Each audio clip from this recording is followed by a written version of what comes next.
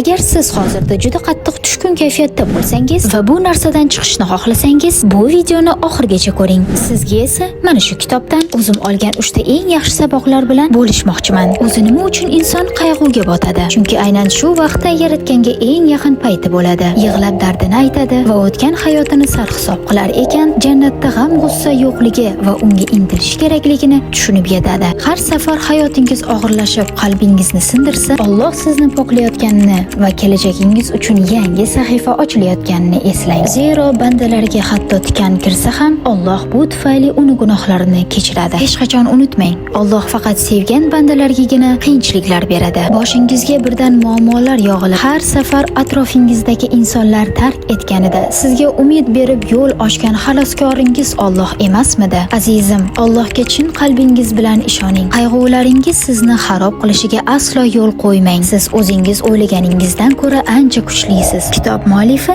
Dr. Abdulloh Abdulmuti. Agar sizda ham tavsiya beruvchi insoningiz bo'lmasa, bu kitobni hoziroq olib o'qishingizni tavsiya qilaman va albatta fikrlaringizni kommentariyada bo'lishing. Ma'asalama.